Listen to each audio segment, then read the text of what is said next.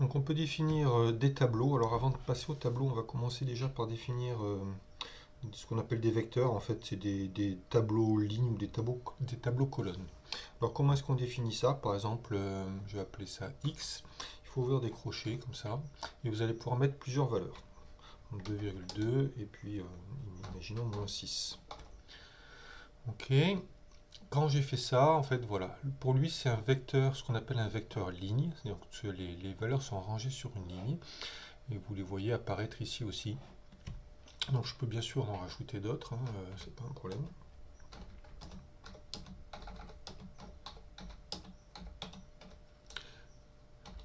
Voilà.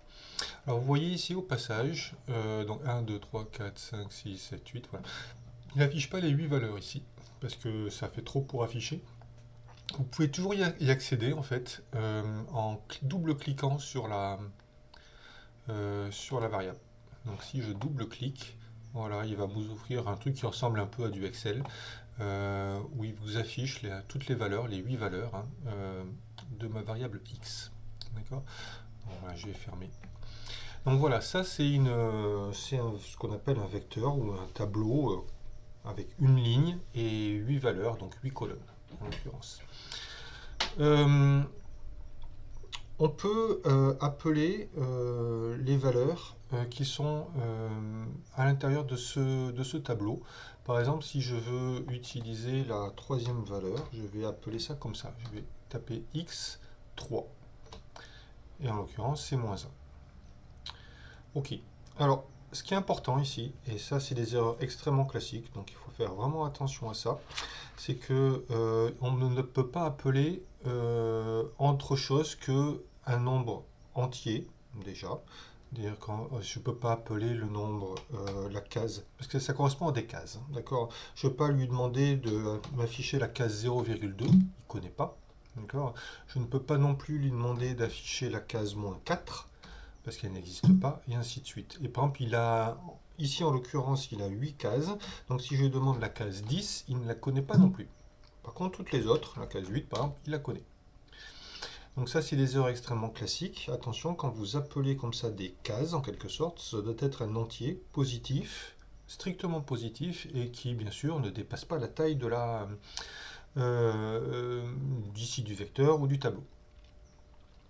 Bien. Alors bien sûr, je peux aussi appeler, enfin, par exemple, imaginons je vais appeler la cinquième case, je peux définir un n égale à 5 ici par exemple, et puis après lui demander d'afficher la case n, donc ici la case 5. C'est bien sûr la même chose que ça. D'accord. Ok, alors imaginons maintenant je vais faire quelque chose d'un peu différent.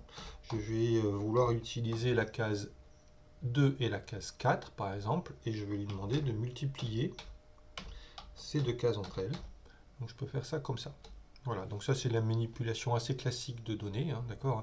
Mais attention, effectivement, vous devez vraiment avoir appelé un nombre strictement positif, entier, de cases. Alors des fois, imaginons je vais créer maintenant un nouveau vecteur ligne qui va contenir toutes les valeurs régulièrement espacées de 1 entières, hein, jusqu'à 2000. On fait ça comme ça. Donc là, si je fais ça, tac, il vous le dit ici, voilà, x, il y a 2000 valeurs, en l'occurrence ici. Et donc si je double-clique sur x, il va m'afficher bon, 12 000 valeurs. Alors ici, il y a un problème d'affichage, je suis désolé, mais bon.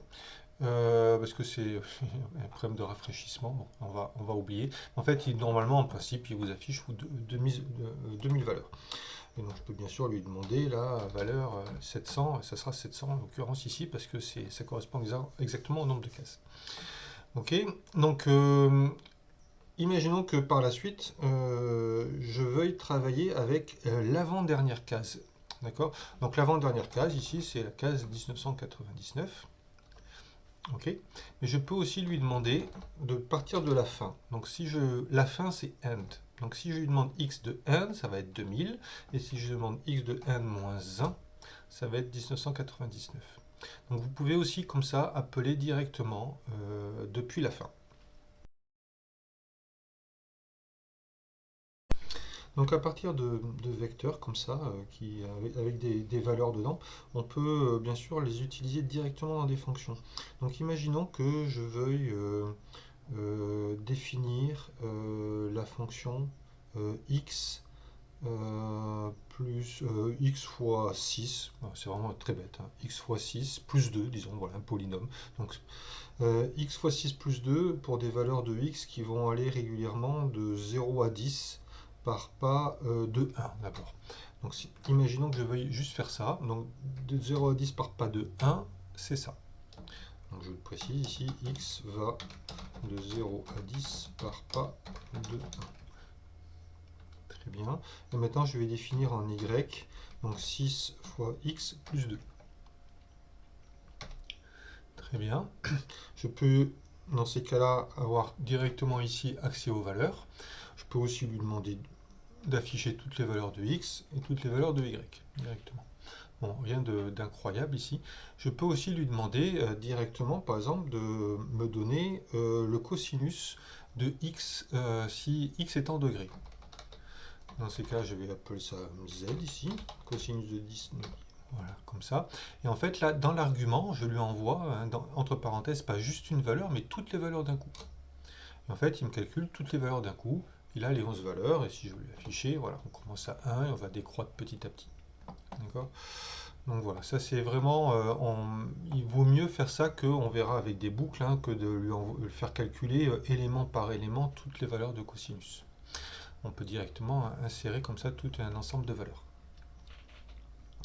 Ok, on peut bien sûr faire des opérations avec tout ça. Donc là aussi, vous voyez, x, y et z, hein, c'est tous à chaque fois des tableaux à lignes, avec juste une ligne et 11 colonnes, comme ça. Et je peux directement par exemple, les additionner. Je peux lui demander x plus y plus z, imaginons, tac, il va me calculer tout ça. Donc en fait, il prend la première valeur de x, la première valeur de y, la première valeur de z, il les additionne et ça fait 3 et ainsi de suite. D'accord ? Donc on peut vérifier, par exemple, pour la quatrième valeur, on va vérifier que ça donne bien le résultat attendu. Voilà. Donc 1, 3, 4, et on récupère bien le 23 999 86. Ok.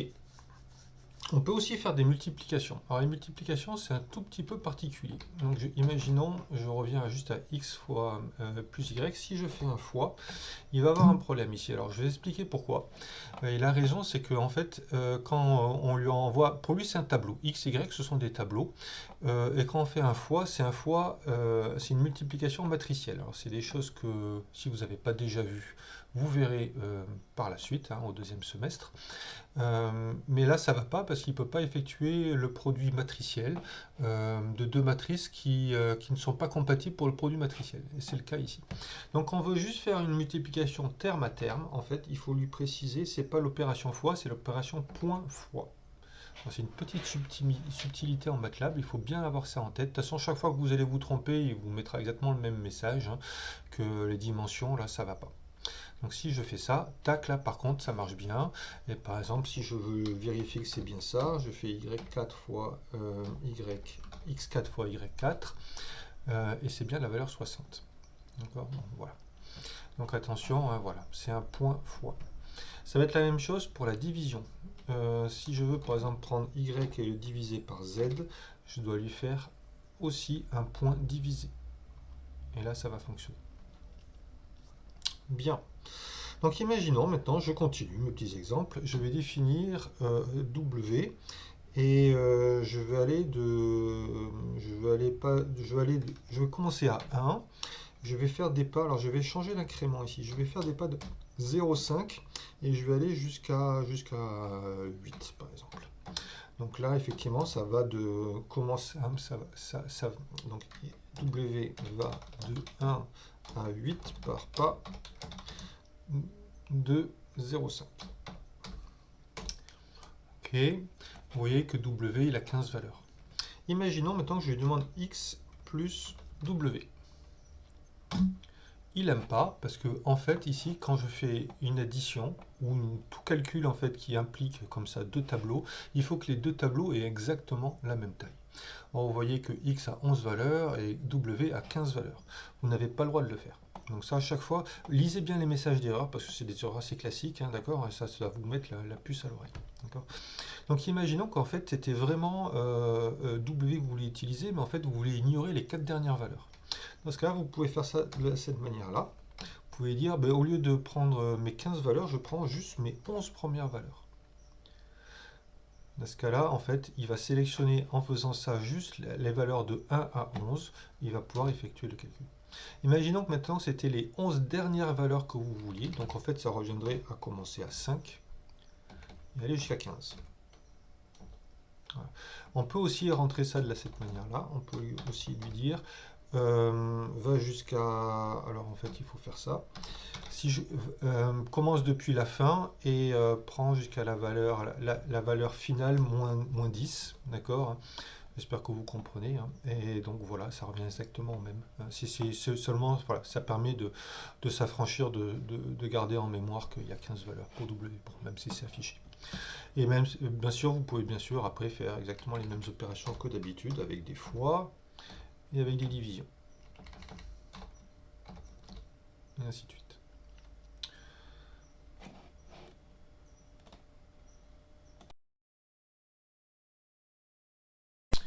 Donc corrigeons cet exercice 3.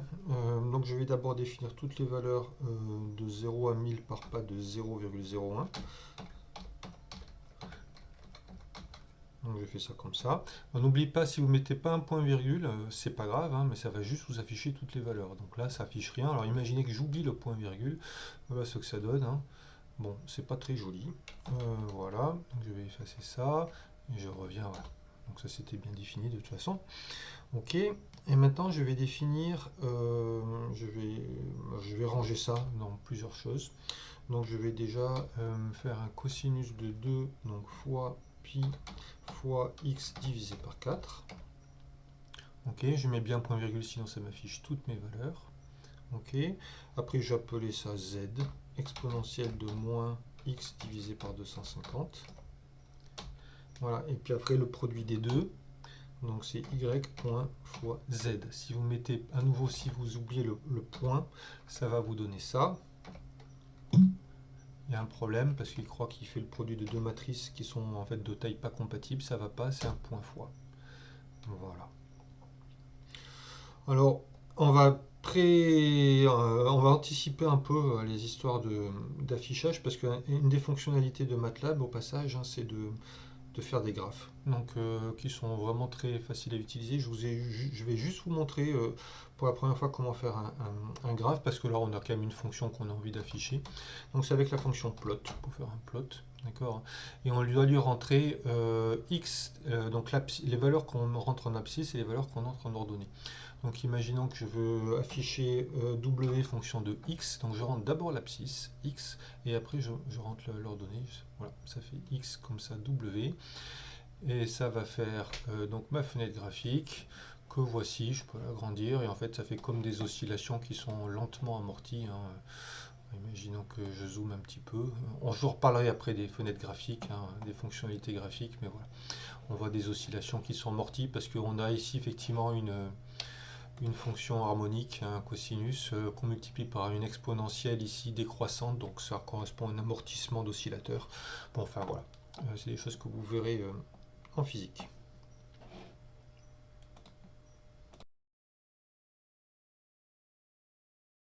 Donc on a vu comment faire des tableaux à une ligne, on peut aussi faire des tableaux à une colonne. Donc par exemple si je veux rentrer des valeurs et les mettre en une colonne, en fait je vais séparer, au lieu de, voilà, excusez-moi, quand je faisais un truc avec une ligne, par exemple je tapais ça, voilà, je mettais juste des espaces, d'accord. Maintenant si je veux faire quelque chose avec en colonne, je dois mettre des points-virgules. Alors je mets des points-virgules comme ça, et ça me définir en colonne. Alors c'est pas tout à fait la même chose. Alors au passage, on peut passer de l'un à l'autre, en fait, avec ce qu'on appelle l'opération transposée. En fait, c'est juste voilà, comme un guillemet. D'accord. Si je fais ça, ça revient strictement à la même chose que avec les points-virgules. ça retourne le truc.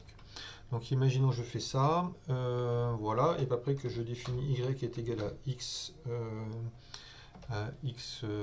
transposé, et en même temps j'affiche y, ça va bien sûr être la même chose, mais en vecteur ligne. Si je double-clique ici, regardez, donc y là c'est bien un vecteur ligne, hein, c'est bien, voilà, une ligne. Maintenant si je lui affiche, excusez-moi, si je lui affiche x, c'est bien une colonne. D'accord, hein, c'est une colonne et 4. Il faut bien garder ça en tête. Bon, on peut aussi faire, plutôt que des choses avec juste une ligne et une colonne, on peut faire des vrais tableaux. Donc je vais faire un vrai tableau, je vais l'appeler par exemple grand A, d'accord. Dans ces cas-là, en fait, c'est un peu un mix des deux. Alors imaginons que je veuille définir quelque chose avec 2 lignes et 3 colonnes. Donc je remplis ma première ligne. Maintenant, pour passer à la ligne d'après, donc il y a 3 colonnes, et pour passer à la ligne d'après, je fais ça, par exemple. Voilà. Et je ferme, donc il y a bien 2 lignes et 3 colonnes. Alors attention, parce que vous avez bien respecté le même nombre, hein. Donc imaginons que je rajoute une 4e ligne ici et une 4e colonne là. En fait, ça ne va pas aller parce que la première ligne a 3 colonnes et la dernière ligne a 4 colonnes. Et ça, il va pas. Voilà, il dit ça va pas très bien ça. D'accord, donc ça c'est pas acceptable. Bon, imaginons que je rajoute un élément ici, c'est 0. Voilà, ça marche bien. Donc voilà, on a un tableau, une matrice. Hein, pour lui, il connaît ça comme des matrices. Donc avec 2 lignes et 4 colonnes. Je peux en définir une autre.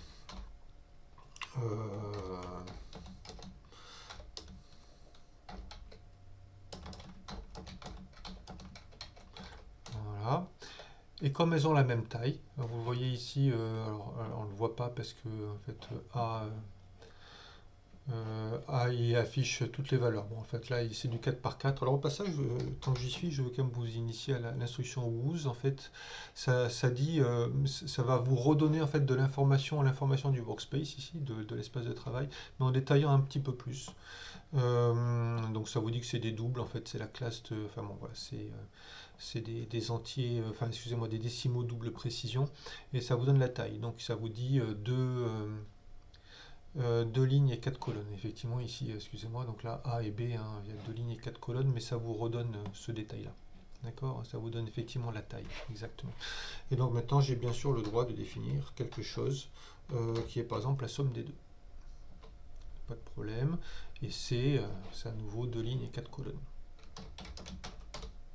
Voilà. Ok, et je peux toujours pas faire de multiplication. Si je fais un A fois B, vous verrez, vous n'avez pas le droit de multiplier une matrice 2 par 4 avec une autre matrice 2 par 4. Donc vous verrez ça par la suite. Par contre, si je veux faire une multiplication terme à terme, le point fois fonctionne toujours. Voilà. On peut vérifier, par exemple, si je vais regarder sur la deuxième ligne, la troisième colonne, si je multiplie les deux choses terme à terme, ben j'obtiens bien 100, et c'est la deuxième ligne, troisième colonne, hein, voilà, c'est bien ça. Donc, pour rappeler, l'élément A, deuxième ligne, troisième colonne, c'était 10, pour B, c'était 10 aussi en l'occurrence, d'accord, bon, voilà, j'ai pas fait exprès, et donc 10 fois 10, ça donne bien 100. Voilà, donc maintenant on a accès à des tableaux et on peut faire des opérations avec des tableaux. Alors là, une des difficultés, enfin une chose qu'il faut c'est pas tellement difficile, hein, mais il faut avoir un peu de souplesse d'esprit et puis de savoir-faire, c'est appeler dans un tableau des valeurs spécifiques. Donc imaginons ce qu'on vient de voir là, par exemple, si je fais A donc 2, 1, je vais lui demander sur la deuxième ligne, prends la première colonne, et ça me retourne la valeur.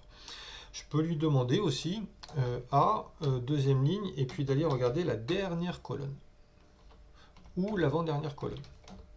Donc si je raffiche A, vous voyez que ça correspond bien à ça, hein. Dernière colonne ici, deuxième ligne, dernière colonne, c'était 5.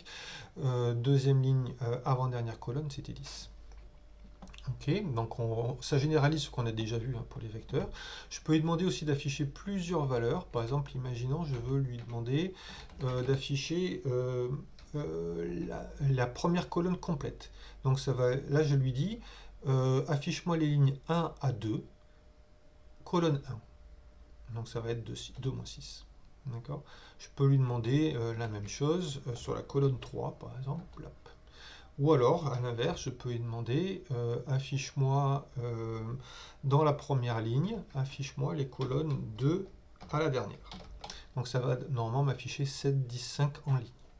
Excusez-moi, première ligne, excusez-moi, c'est 5, moins 1, 0. Voilà, en ligne. Ok, donc on peut comme ça voilà, récupérer des valeurs et, ainsi de suite. Alors on peut aussi faire d'autres choses encore plus sophistiquées. Imaginons, je lui dis, je vais appeler n, je vais lui dire c'est 2 et 3. Je peux lui demander, dans ma première colonne, renvoie-moi les éléments n. Donc ça va être en fait 5 et moins 1. 5 et moins 1. Voilà.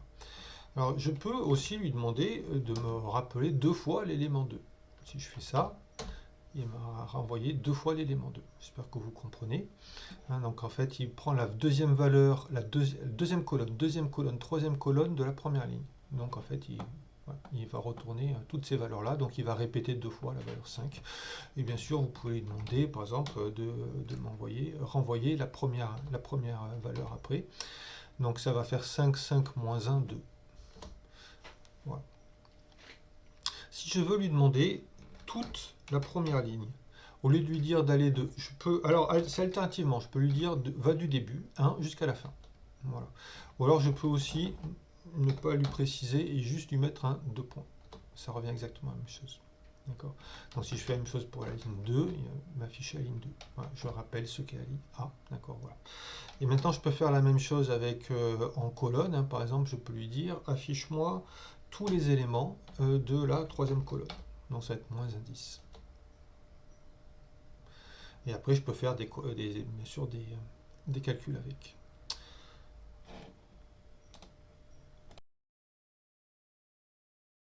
Ok, première chose, alors pour répondre à l'exercice, plutôt que de rentrer les valeurs à la main, je vais être très feignant, je vais faire du copier-coller. Voilà, comme ça. Le tableau est rentré.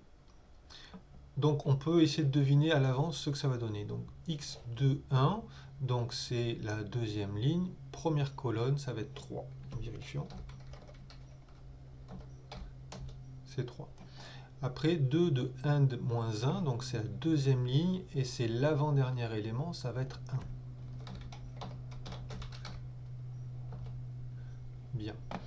Après cette instruction-là, ça lui dit première ligne, les éléments 1 à 2, donc 3 et 4 rangés dans cet ordre-là. Ok. 1, 2, 3, donc ça va prendre la première ligne, toujours, et ça va lui demander les éléments 2 à 3, 4, 5. Donc, vérifions, voilà. Alors là, il va y avoir un petit truc. Imaginons que je lui demande ça. Ça ne va pas marcher.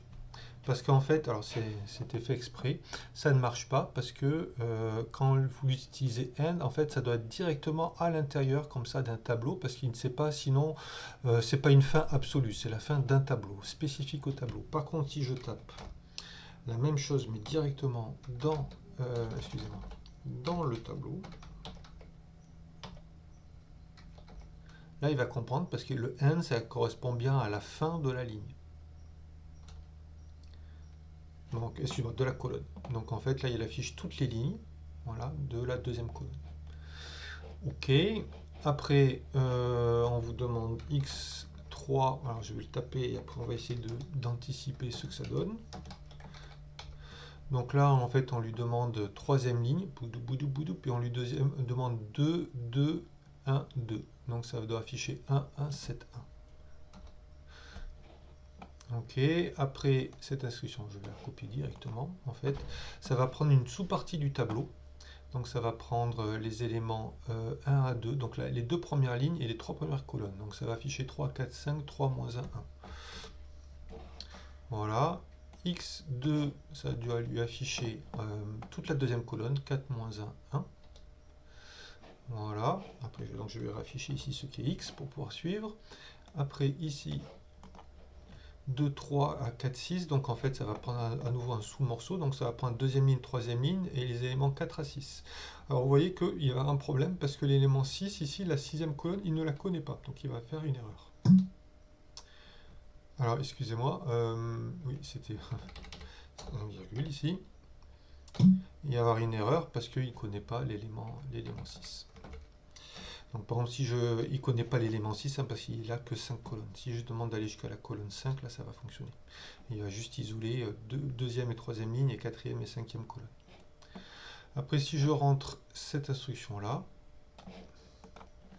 en fait, je redemande le tableau en entier. C'est comme taper directement X, ça revient exactement la même chose. Et enfin, si je lui demande ça, donc ça lui dit quoi? Ça lui dit prends toutes les lignes.